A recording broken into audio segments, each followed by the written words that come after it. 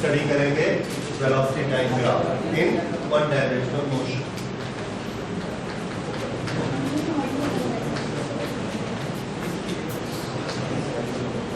जिस तरह से डिस्प्लेसमेंट टाइम ग्राफ किया था उस तरह से हम इसको भी स्टडी करेंगे। y एक्सिस पे वेलोसिटी और x एक्सिस पे टाइम। हाइट, किसी भी पॉइंट की हाइट हमको क्या बताएगी? वेलोसिटी। और किसी का भी डिस्प्लेसमेंट टुवर्ड्स राइट हमको क्या बताएगा कि कितना टाइम बीतते जा रहा है। ये सब लाइंस किसको दिखाती है? तो आंसर है टाइम को दिखाती है। और ये सब हाइट किसको दिखाती है? वेलोसिटी को दिखाती है। अच्छा, वेलोसिटी पॉजिटिव भी हो सकती है और नेगेटिव भी हो सकती है। पॉजिटिव और नेगेटिव, इस वेलोसिटी का क्या मतलब है? पॉजिटिव और नेगेटिव वेलोसिटी। पॉजिटिव वेलोसिटी जो हम एक डायरेक्शन, पॉजिटिव डायरेक्शन हम डिसाइड करते हैं, उस तरफ होने वाली वेलोसिटी को पॉजिटिव वेलोसिटी बोलेंगे और जो उसके अपोजिट साइड में होगी उसको नेगेटिव बोलेंगे। कौन सी तरफ पॉजिटिव, कौन सी तरफ नेगेटिव, इसका रूल नहीं है, कन्वेंशन है। कन्वेंशन है मतलब हमने मान लिया, जैसे हम 1 2 3 लिखते हैं, we go towards right. ABCD लिखते हैं, वी गो टुवर्ड्स राइट। तो राइट साइड में डायरेक्शन को हम क्या मान लेते हैं? पॉजिटिव, और लेफ्ट साइड को नेगेटिव। इसी तरह से टॉप साइड को पॉजिटिव, बॉटम साइड को negative. But there is no rule. हम चाहे तो नीचे को पॉजिटिव मान ले, ऊपर को नेगेटिव मान ले, ये हमारी इच्छा है। ओके, तो ये डायरेक्शन हमारी आर्बिट्रेरी होती है, जैसे हमारी इच्छा होती है वो डायरेक्शन हम लेते हैं। तो फिर से velocity time graph,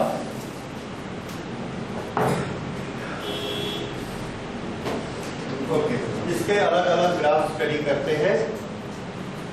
velocity time graph में ये हमने एक लाइन, ये ग्राफ की एक लाइन है और ये इसके सारे पॉइंट इस लाइन में है।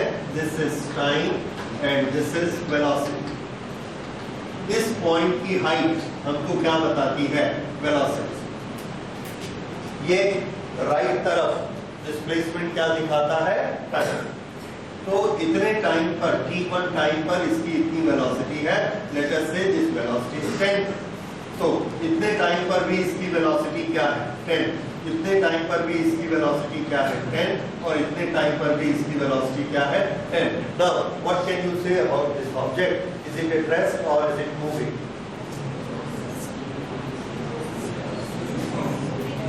देखिए, मैं बार बार शब्द यूज कर रहा हूँ। It has a velocity of 10, velocity of 10, velocity of 10। Velocity किस चीज से होती है? जो मूव कर रहा है। So it is moving. So this object is moving, but its velocity is continuously 10. If its velocity is continuously 10, it is moving. तो ऐसी velocity को क्या कहते हैं? जो velocity न बढ़ रही है न कम हो रही है। It is known as uniform velocity.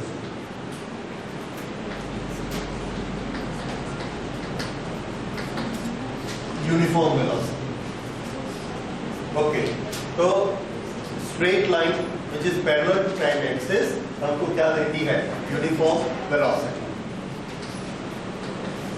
Straight line parallel to time axis क्या देगी? Uniform velocity. ये समझ में आया? ओके, अब इसी के एक दो वेरिएशंस और देखिए। ये वाली लाइन जो हमने यहाँ खींची ठीक टाइम एक्सिस के ऊपर, ये हमको क्या बताती है? ये लाइन हमें बताती है कि यहाँ पर वेलोसिटी की वैल्यू क्या होती है? 0। हमने 0 मानी। तो ये अगर लाइन हमने यहाँ खींची तो पार्टिकल की वेलोसिटी कितनी है? 0। यहाँ पर भी 0, यहाँ पर भी 0। तो जिसकी वेलोसिटी कंटिन्यूअसली 0 है, what does that mean? Is it moving or not moving? Answer it is not moving because velocity is 0. तो जो पार्टिकल मूव नहीं कर रहा है उसको हम क्या बोलेंगे? Particle at rest. Particle at rest. उसका ग्राफ कैसा बनेगा? कौन सा graph? Velocity time graph on the time axis. ये है velocity is 0, the particle is at rest. ये वाला ग्राफ क्या दिखाएगा? This graph will show the velocity is negative. Negative means in the opposite direction.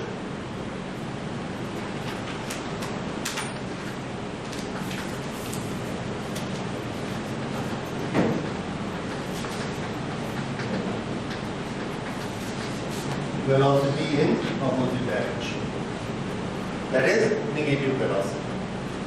इस तरह से पॉजिटिव वेलोसिटी, नेगेटिव वेलोसिटी और बीच वाली जीरो वेलोसिटी, ये तीनों स्ट्रेट लाइन के लिए हमने बनाया।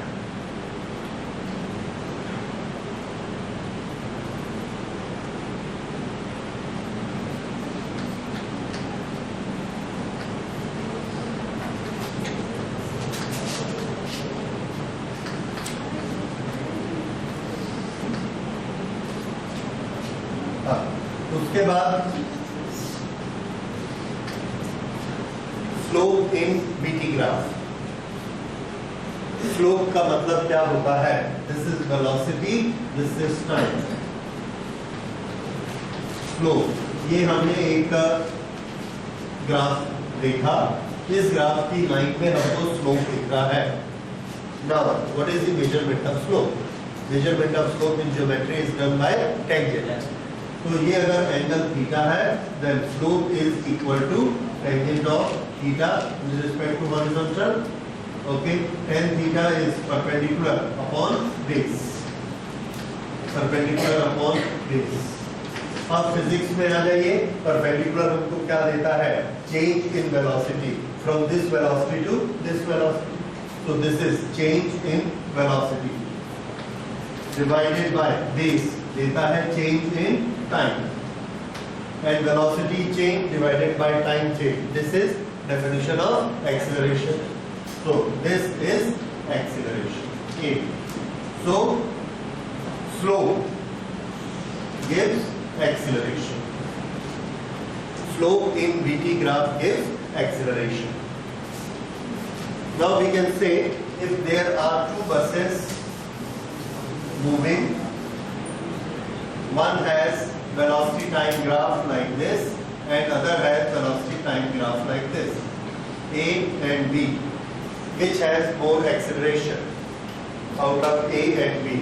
So answer is whichever has more slope. Slope किसका ज्यादा है? A. तो acceleration किसका ज्यादा है? A. A का एक्सेलरेशन ज्यादा और B का एक्सेलरेशन कम।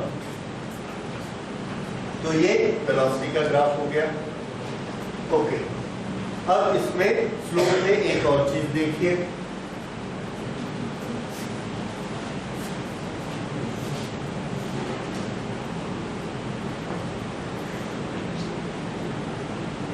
यहां पर हमने स्लोप निकाला when the time is t1, और यहां से थोड़ा सा टाइम लेके यहां हमने देखा यहां पर पॉइंट मिलता है ये वाला और यहां पॉइंट मिलता है ये। इन दोनों पॉइंट के बीच का स्लोप कैसे निकालेंगे? परपेंडिकुलर अपॉन बेस 1 1, मान लीजिए 1 1, तो कितना आया? tan theta is equal to 1। फिर थोड़ी देर बाद हमने यहां देखा इस टाइम पर वेलोसिटी इतनी हो चुकी है, फिर से हमने एक बेस बनाया टाइम का 1 और यहाँ की वेलोसिटी चेक की, ये यहाँ की वेलोसिटी है और यहाँ पर ट्रायंगल बनाया। Again slope is given by perpendicular upon base, this is 1 upon 1, the slope here is also 1। यहाँ का स्लोप भी कितना है? 1। And what is represented by slope? Acceleration. So here acceleration is 1, here also acceleration is 1. तो जो acceleration नहीं बदल रहा है, the acceleration is constant, so we call it constant acceleration और uniform acceleration. और ये किससे exhibit होगा? ये exhibit होगा straight line से।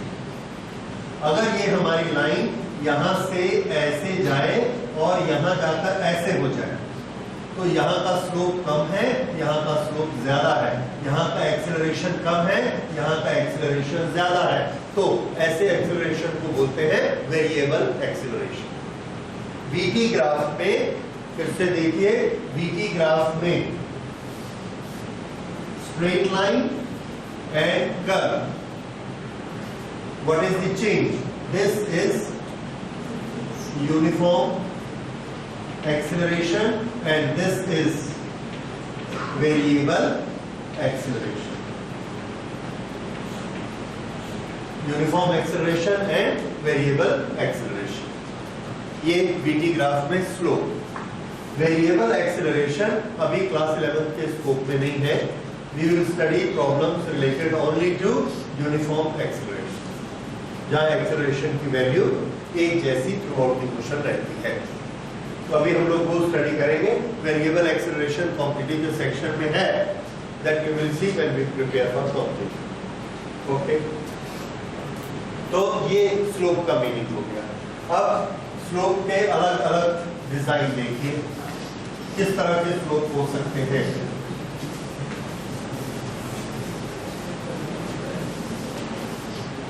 VT ग्राफ,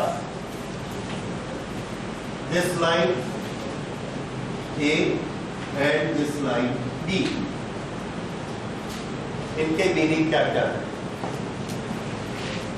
दोनों में वेलोसिटी चेंज हो रही है, velocity time, the velocity is changing. Initial height कम है, बाद की हाइट ज्यादा है। हाइट की जगह वेलोसिटी शब्द लगाइए।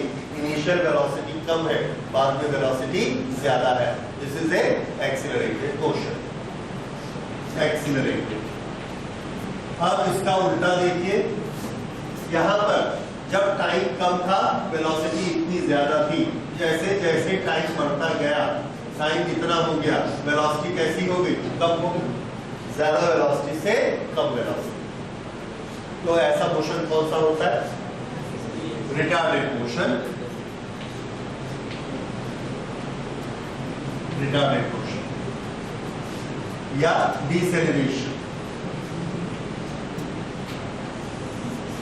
This is acceleration and this is deceleration. तो जब भी आपको पहचान करनी हो, एक्सेलरेशन हो या रिटार्डेशन है, क्या चीज है, तो कैसे करना? पहले का टाइम, बाद का टाइम, इन दोनों को देखिए कि पहले वेलोसिटी ज्यादा है कि बाद में वेलोसिटी ज्यादा है। Okay, now I draw this line. बताइए एक्सेलरेशन है कि रिटार्डेशन? ओके, पहले की वेलोसिटी इतनी है ये, और बाद की वेलोसिटी इतनी है। कौन सी वेलोसिटी बढ़ी? पहले वाली की बाद वाली? बाद वाली वेलोसिटी ज्यादा बढ़ी है। तो अगर वेलोसिटी इंक्रीज होती है तो एक्सेलरेशन की रिटार्डेशन? एक्सेलरेशन। इसलिए ये क्या शो करता है? Acceleration, acceleration. ओके, ये क्या शो करेगा? पहले के टाइम में वेलोसिटी ज्यादा, बाद में वेलोसिटी कम, तो ये क्या शो करेगा? रिटार्डेशन। तो एक्सेलरेशन और रिटार्डेशन, इसको देखने का मेथड समझ में आया। शुरू के टाइम में वेलोसिटी देखिए कम है कि ज्यादा है, थोड़ी देर बाद वेलोसिटी देखिए, क्लियर हो जाएगा कि वेलोसिटी बढ़ रही है कि वेलोसिटी कम हो रही है। इसको रटने की जरूरत नहीं पड़ेगी, मेथड को याद करिए, शुरू की वेलोसिटी, बाद की वेलोसिटी, उससे पता लगेगा रिटार्डेशन है कि acceleration. Is it clear? Okay, तो ये है स्लोप इन वीटी ग्राफ। तो दो चीजें हमने देखी, अगर स्लोप नहीं हो तो एक्सेलरेशन जीरो, ठीक, और ऊपर लाइन है तो वेलोसिटी पॉजिटिव है, नीचे लाइन है तो वेलोसिटी नेगेटिव। एक बॉल हमने ऐसे ऊपर फेंका और वो बॉल ऊपर जाके नीचे गिरा, इसका वीटी ग्राफ बनाइए, बनाकर मुझे दिखाइए। Velocity time graph for a ball which is thrown up and it comes back. A ball is thrown up and it comes back.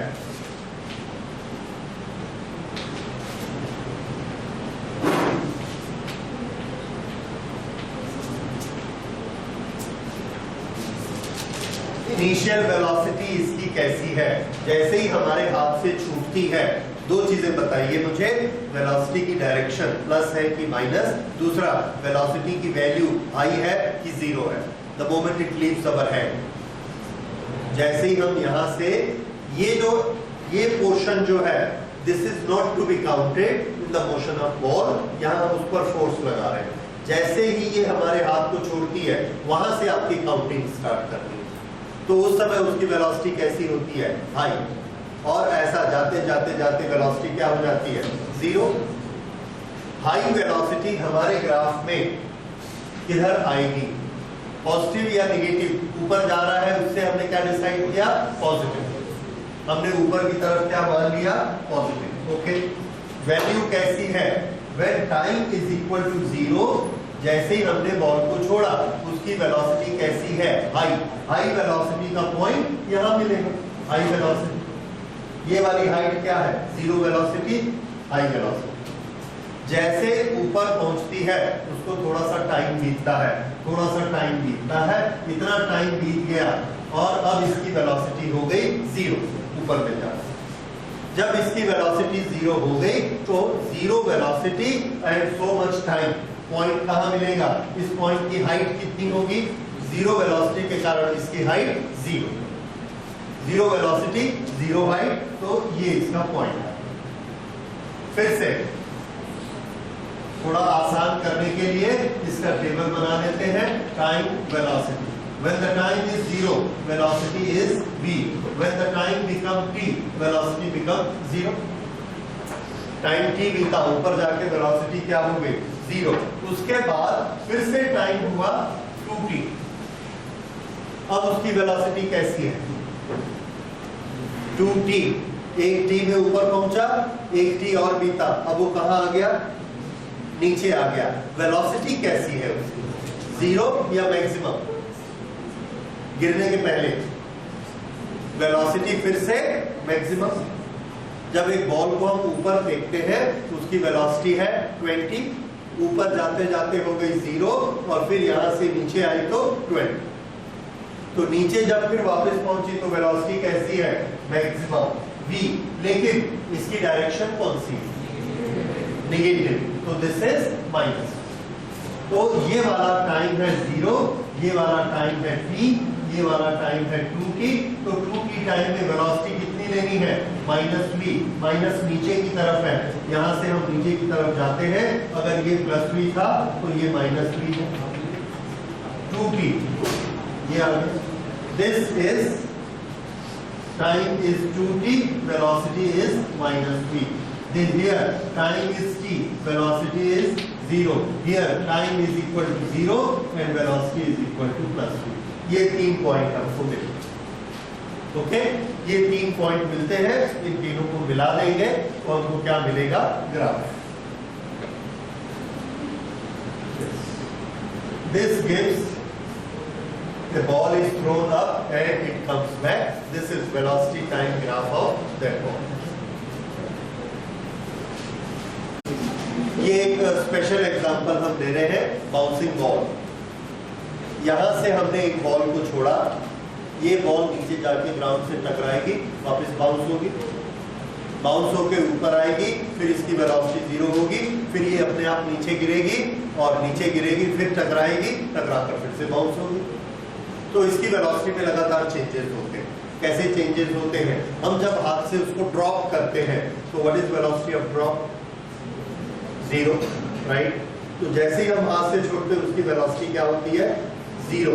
अच्छा, उसकी डायरेक्शन बताइए, पॉजिटिव की नेगेटिव, नेगेटिव। थोड़ी देर बाद t टाइम के बाद ये जब ग्राउंड पर पहुंचती है तो इसकी वेलोसिटी कैसी हो जाती है, मैक्सिमम। लेट अस से v। ओके, यहां से हम टेबल शुरू करते हैं। When the time was zero, velocity was zero. When the time is equal to t, जो इसको ग्राउंड पर पहुंचने का टाइम लगा, उस समय इसकी वेलोसिटी हो गई v।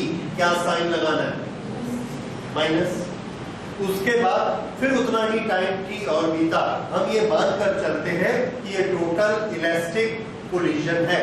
टोटल इलास्टिक क्या होता है, जितनी दूर से आपने बॉल को उछाला उतनी दूर तक वो वापस उछल जाएगी। अगर हमने उसको 2 मीटर से ड्रॉप किया तो वापस कितना उछलेगी? 2 मीटर। सबसे इजी केस है। अगर यहाँ से नीचे गिरने में उसको 1 सेकंड लगा तो कितनी देर तक वापस उड़ती रहेगी? 1 सेकंड, कम नहीं होगी। मान लो सिंपलिसिटी के लिए हमने यही केस लिया, तो नीचे गिरने में अगर टाइम t लगा है तो ऊपर आने में फिर कितना टाइम लगेगा इसको? t।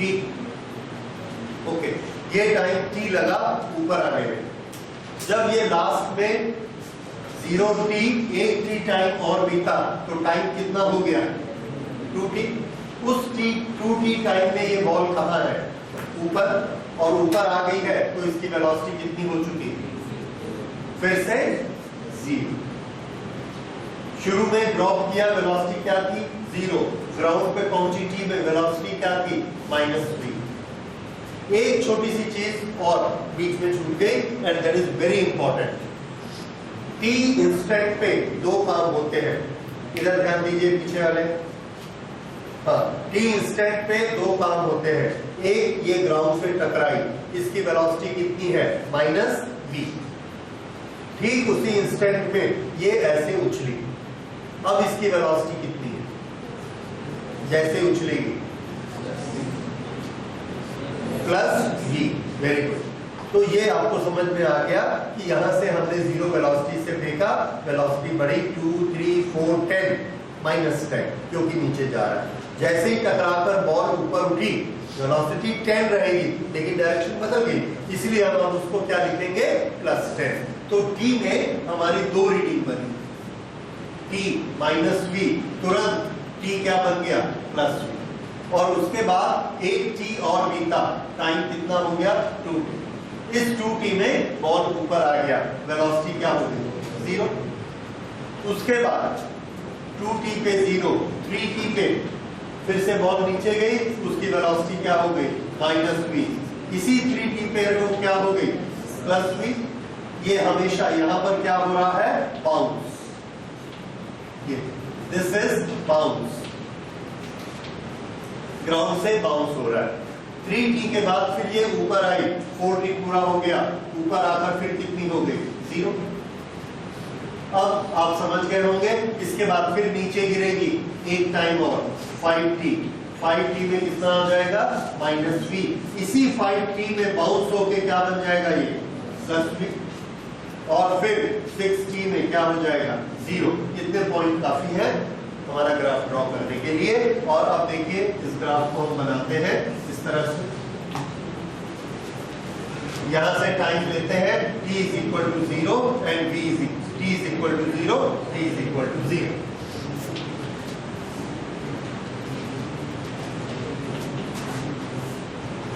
शुरू में 0, 0 ये पॉइंट मिला है, 0, 0। दूसरा पॉइंट टाइम t बीता, t पॉइंट पर वेलोसिटी कितनी लेनी है? -v। t टाइम पर हमने वेलोसिटी ली ये -v, दिस। इसके बाद ये पॉइंट हमको मिलता है -v। ओके, यहां से यहां आ गया, तुरंत उसी समय तीसरा पॉइंट कौन सा मिलता है? +v। -v से उछली और इसी टाइम पर अगला पॉइंट क्या मिला हमको? +v। This is time t and velocity is +v. Here time is t, velocity is -v. Okay, तो ग्राफ। उसके बाद एक और t ले लीजिए, 2t पे फिर कितना आया? 0। 8t और यहां से लिया और अब वेलोसिटी क्या हो गई? 0। तो ग्राफ की शेप कैसी हो रही है? यहां से ये, फिर यहां से, उसके बाद 3t -v, 1t और बढ़ा। This is 1t, 2t, 3t, 4t, then it is 5t and 6t। 2t पे यहां आ गए, 2t 0 वेलोसिटी। 3t पे बॉल फिर नीचे गया, उसकी वेलोसिटी क्या हो गई? -v, दिस उसी 3t पे फिर से बाउंस हुआ, बाउंस होके कितनी हो गई +v, तो यहां पर हमें मिला +v। उसके बाद 4t पे फिर क्या हो गई 0, 4t पे 0, हाइट उसकी 0 वेलोसिटी, और 5t पे -v, 5t पे -v।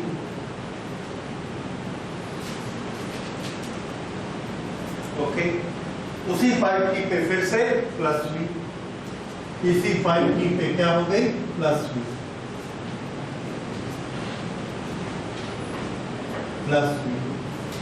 फिर 6t पे 0, 6t पे हाइट 0। इस तरह से ये ग्राफ बनेगा।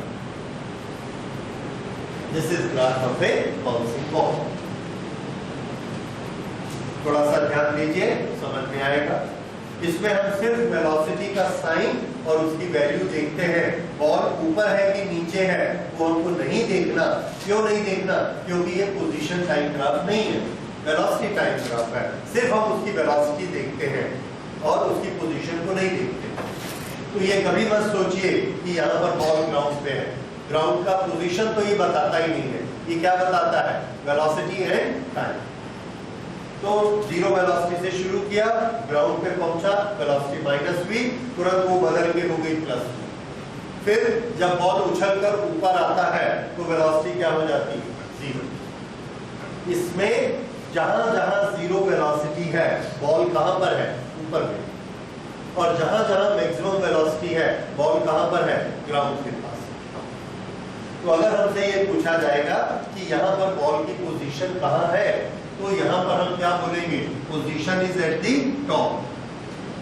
Top position, top position, top position, top position. यहां पर नीचे क्या दिखाता है? Down. Ground position going down, ground position going up.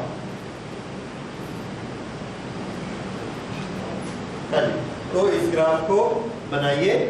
Okay, तो इज दिस पॉइंट क्लियर? जितनी बार बाउंस होता जाएगा उतनी बार वेलोसिटी कम होती जाएगी और उतनी बार टाइम पीरियड भी छोटा होता जाएगा। तो ये एक्चुअल कंडीशन है और ये एक आइडियल सोल्यूशन है।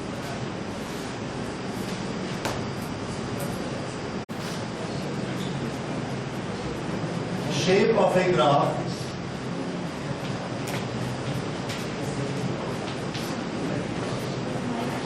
मान लीजिए हमने एक पॉइंट यहां देखा, बॉल को हमने ऐसे थ्रो किया ऊपर की तरफ, 0 टाइम में उसकी वेलोसिटी थी 20, तो पहला पॉइंट लिया। थोड़ी देर हुई, t टाइम बीता, t टाइम बीता, ये यहां पर t टाइम के बाद वहां पहुंच के उसकी वेलोसिटी हो गई 0। तो 0 हाइट यहां कहां दिखाएगा? यही दिखाएगा 0 हाइट। तो ये उसका दूसरा पॉइंट मिला। अब हम क्या करते हैं? इन दोनों को स्ट्रेट लाइन से जोड़ देते हैं। और ये आपको सोचना है कि हम स्ट्रेट लाइन से ही क्यों जोड़ें? हम ऐसा भी तो जोड़ सकते हैं, इस कर्व से भी जोड़ सकते हैं, स्ट्रेट लाइन से भी जोड़ सकते हैं। इसका सिलेक्शन हम कैसे कर सकते? कि हम स्ट्रेट लाइन से जोड़े कि ऐसे जोड़े कि इस तरह से जोड़े कि कर्व से जोड़े। ओके, तो इसके लिए एक छोटी सी टेक्निक याद रखिए। इसको आप बेसिकली मैथमेटिक्स में पढ़ेंगे कि ग्राफ की शेप कैसी होती है। फिजिक्स में हमने जो छोटा सा यूज करना होता है वो मैं आपको बताता हूँ। जिन दो रिलेशन, जिन दो क्वांटिटी के बीच रिलेशन है V और T, S और T, S T, इस तरह से कोई भी दो क्वांटिटी के बीच रिलेशन हो सकता है। तो जिन दो क्वांटिटी के बीच ग्राफ बनाना है, उनका एक इक्वेशन जिसको आप जानते हैं, उस इक्वेशन को नोट करिए, लिखिए। तो V और T का एक इक्वेशन हम लोग जानते हैं, V is equal to U plus A। What is U? Initial velocity. Initial velocity किसी ऑब्जेक्ट की एक बार होती है, so that is a constant।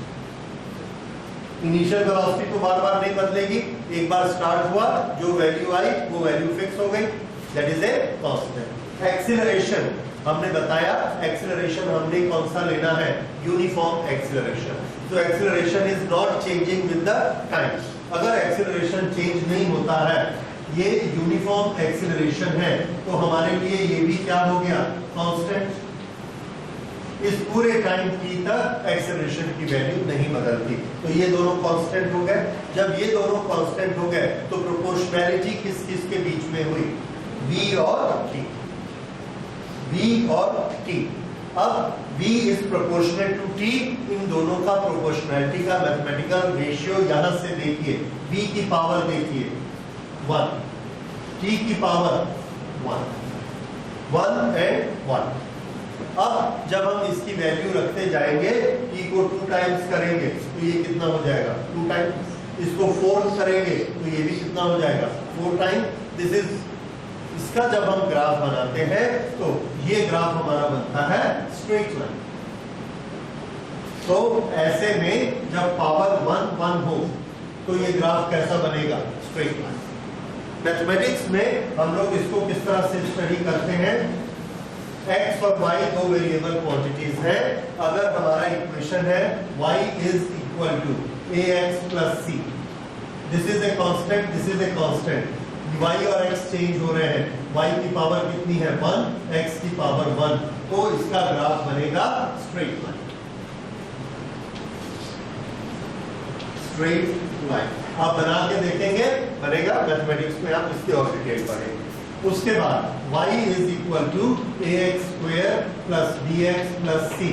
यहाँ x की मैक्सिमम पावर कितनी है 2, y की मैक्सिमम पावर कितनी है 1। जब ऐसा होता है then we get a parabola. तो ये पैराबोला हमको इस तरह से मिलता है। इस समय कौन सी शेप बनेगी, पैराबोला। और पैराबोला कैसा होता है, इट इज ए कर्व। तो जब एक की पावर 1 हो और एक की पावर 2 हो तो क्या बनना है, parabola and not a straight line. ये पैराबोला किसी भी तरह का हो सकता है, वो अलग बात है, but this will not be a straight line, ये याद रखिए। तीसरा, if y square plus x square is equal to 8, दोनों की पावर कितनी कितनी है 2 एंड 2। अगर दोनों की पावर 2 2 है तो इसका ग्राफ एक सर्कल बनेगा, circle. This was parabola, this is circle.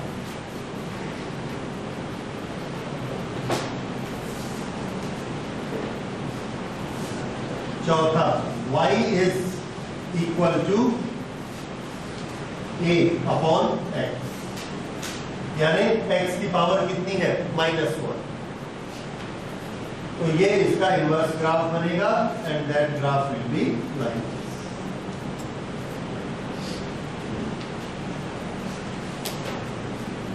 This is known as inverse graph. Inverse relations में ये ग्राफ बनता है।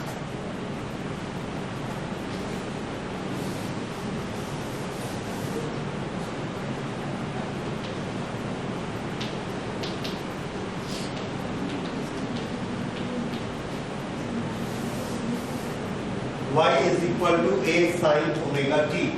यहाँ पर y और t ये दो वेरिएबल हैं, ये t और ये y। इनका जब ग्राफ बनेगा y और t का, तो ये ग्राफ ऐसा बनेगा और इसका नाम है साइनोसाइडल।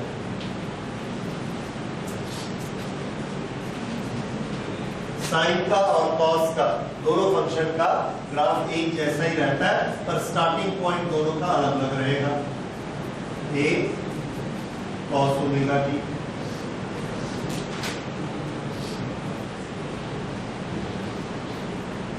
ये स्टार्टिंग पॉइंट ये टॉप से स्टार्ट करता है, ये 0 से स्टार्ट करता है। ये क्यों होता है, ये आप मैथमेटिक्स में पढ़ेंगे। sin 0 is equal to 0 but cos 0 is equal to 1 full value. इसलिए cos यहाँ से स्टार्ट होता है और sin यहाँ से स्टार्ट होता है। तो डिटेल मैथमेटिक्स में पढ़ेंगे। हमको सिर्फ ये याद रखना है कि जब इस तरह के फंक्शन फिजिक्स में आएंगे तो उनके ग्राफ की शेप कैसी। इसलिए एज ए थंब रूल आपको ये सब याद होना चाहिए कि पावर कौन सी होगी, फंक्शन कौन सा होगा, तो उसके ग्राफ की शेप क्या होगी। ठीक है, ये बिल्कुल आपको रटा हुआ होना चाहिए।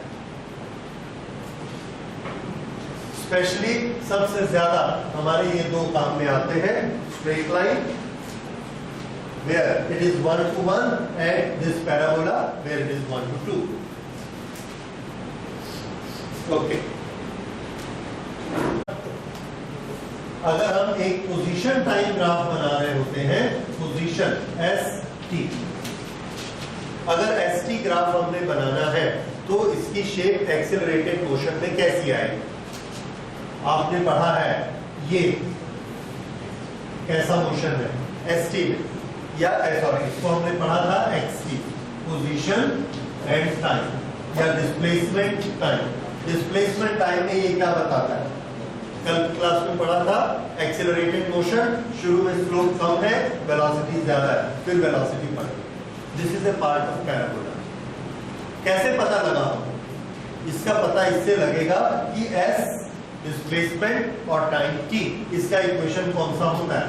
S is equal to ut plus half at square. ये देखिए S की पावर कितनी है? 1, t की पावर कितनी है? 2। 1 और 2 हुआ। जब भी 1 और 2 होगा तभी स्ट्रेट लाइन नहीं होगी, क्या बनेगा? हमेशा पैराबोला, इसलिए पैराबोला बनेगा। ये समझ में आया? ओके। अगर v और s का रिलेशन हमको निकालना है तो v और s का रिलेशन अगर हम बनाएंगे u और s, ओके, यूनिफॉर्म वेलोसिटी अगर a को 0 कर देंगे, acceleration is 0, no acceleration, uniform acceleration 0, तो हमारा फॉर्मूला क्या बचा? s is equal to ut, power कितनी है? 1 1। अब कैसा बनेगा? Straight line. ये तो ये हमको क्या दिखाता है? Uniform velocity. Uniform velocity, acceleration कितना? 0। This is accelerated motion. इसमें एक ही कुछ वैल्यू है क्योंकि यहाँ पे t स्क्वायर हो गया, इसलिए ये पैराबोला बनेगा। ये कौन से ग्राफ की बात कर रहे हैं? XT ग्राफ की बात कर रहे हैं जो हमने कल स्टडी किया। समझ आया कि इसकी शेप ऐसे अलग अलग क्यों हो गई? मैथमेटिकली ये उसका एक्सप्लेनेशन। फिजिक्स में हम क्या एक्सप्लेनेशन देते हैं कि पहले वेलोसिटी कम थी, फिर वेलोसिटी और बढ़ी, फिर वेलोसिटी और बढ़ी, स्लो बढ़ते जा रहा है, इसलिए पैराबोला बन गया। ये ठीक है। तो अगर इक्वेशन दिया है तो भी आपको शेप समझ में आ जानी चाहिए। अगर आपको एक्सीलरेशन, वेलोसिटी, यूनिफॉर्म ये शब्द दिए गए हैं तो उससे भी आपको उसकी शेप समझ में आनी चाहिए। इस तरह से हम इसकी शेप को। Now we will take area in VT graph. Area in VT graph, a particle is moving in a straight line. ये एक पार्टिकल यहां से जा रहा है और उसकी वेलोसिटी है v। एक्सीलरेशन नहीं है, किसी यूनिफॉर्म वेलोसिटी से वो जाते जाता है। किसी यूनिफॉर्म वेलोसिटी से यहां से चलता है, यहां पहुंचते पहुंचते उसका टाइम बीत गया t। v वेलोसिटी से चला, t टाइम यहां तक आ गया। ओके, तो इसने कोई डिस्टेंस ट्रेवल किया vt। हमने इसका ग्राफ बनाया, displacement s is equal to vt। हमने इसका vt ग्राफ बनाया, v और t। when the time was equal to 0 the velocity was certain value v। जैसे जैसे टाइम बीतता है वेलोसिटी में कोई चेंज नहीं आता। ये वाला टाइम आया, वेलोसिटी उतनी ही है, सेम हाइट। फिर टाइम बीता, वेलोसिटी अभी भी उतनी ही है, सेम हाइट। फिर टाइम बीता, वेलोसिटी अभी भी उतनी ही है, सेम हाइट। तो हमारा ग्राफ ये बना। ओके, इसमें ये टाइम है t1, ये टाइम है t। ये वाली वेलोसिटी कितनी है? v। तो यहां पर ये एक रेक्टेंगल बनाया मैंने, दिस हैज सर्टेन एरिया। इसका नाम है a b c d। तो area a b c d is equal to, this is equal to bc multiplied by dc। ये आपको पता है। Okay, now what is bc? bc in physics, this is represented by velocity. So this is velocity multiplied by dc. dc what? Change in time. So this is time period. Velocity into time period. Velocity into time period क्या होता है? Displacement. So this is displacement. S.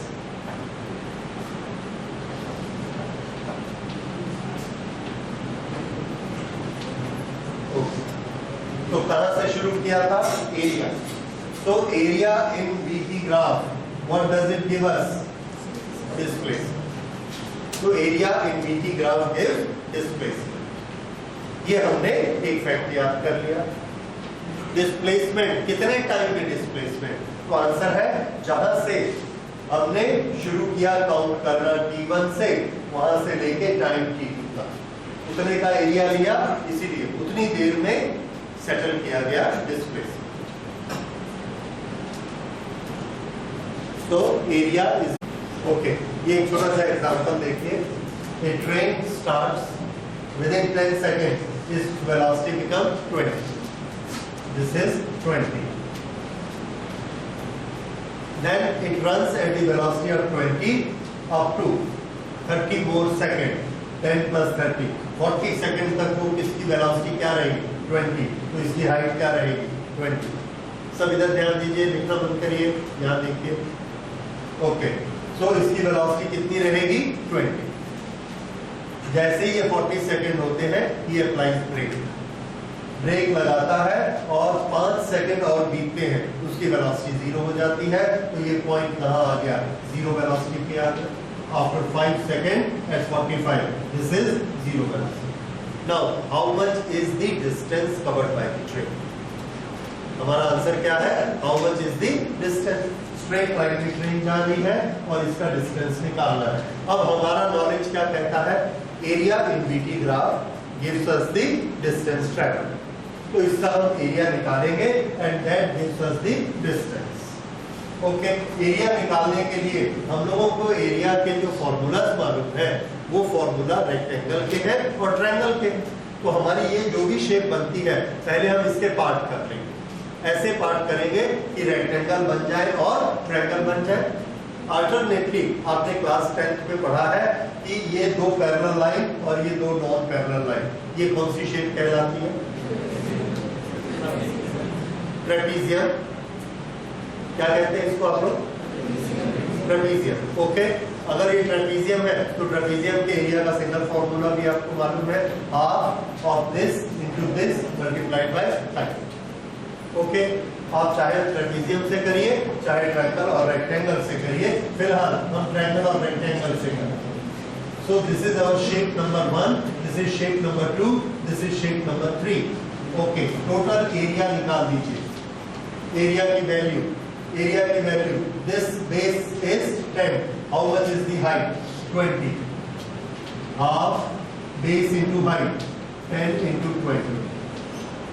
This is 100. Okay. इसका area लेते हैं. This is 20 into 30. Area 1, this is area 2 is equal to 30 multiplied by 20. 30 multiplied by 20, 600. उसके बाद area number 3. Area 3, this is equal to half 40 to 45, 5, height 20, 50. Total area कितना हुआ? Total area is 750. And what is given by area? Area gives the distance travelled, so we write it metre. Velocity है metre per second, उसमें second को multiply किया तो answer metre में आएगा. So 750 metre is the distance travelled. इस तरह से एरिया से हमने क्या निकाला? Distance.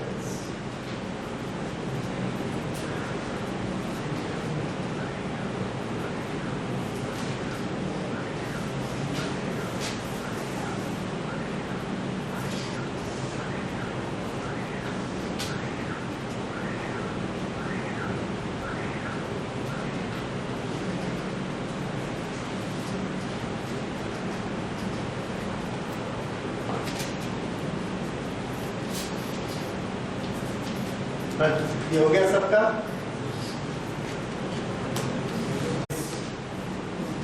This is the line of graph, this and this. Okay, A particle moves such that its velocity time graph is given by this graph. Here it is -20. अब यहाँ पर माइनस का क्या इम्प्लीकेशन है? इसमें हम दो चीजों के आंसर निकाल सकते हैं। टोटल डिस्टेंस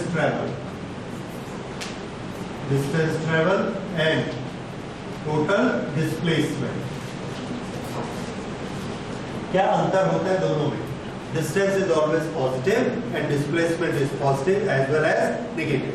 जब हम इसके डिस्टेंस को कैलकुलेट करेंगे, area of 1, area of 2, area of 3 and area of 4, तो डिस्टेंस कैसे निकलेगा?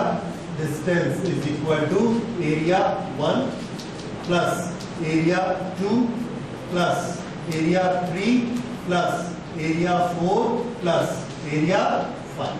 सॉरी 1 2 3 4 तक ही है, एरिया 4। ये सब को हमने प्लस कर दिया तो क्या निकला? डिस्टेंस। अगर हमको डिस्प्लेसमेंट निकालना है तो डिस्प्लेसमेंट में 1 2 3 आर पॉजिटिव, 1 प्लस 2 प्लस 3, इनके एरियाज आपस में ऐड होंगे, पर ये वाला माइनस है तो इसका एरिया माइनस हो जाएगा, माइनस एरिया 4। अगर ऐसा कर लिया तो ये हमको क्या मिला? डिस्प्लेसमेंट। तो डिस्प्लेसमेंट जब हम कैलकुलेट करते हैं तो एरिया को टोटल करते समय प्लस और माइनस दोनों साइन लेते हैं, और जब हम डिस्टेंस को कैलकुलेट करते हैं तो प्लस और माइनस नहीं लेते। ये हम लोग को मालूम है कि यहाँ से हम चले 10 मीटर इधर गए, फिर 10 मीटर वापस आए, तो डिस्टेंस कितना होता है? 10 प्लस 10 20, पर डिस्प्लेसमेंट कितना होता है? 10 माइनस 10 0।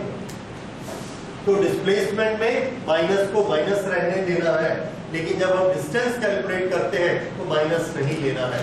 डिस्टेंस के लिए हमेशा सबको प्लस करना है, ये प्लस, और यहाँ पर ये क्या हो जाएगा?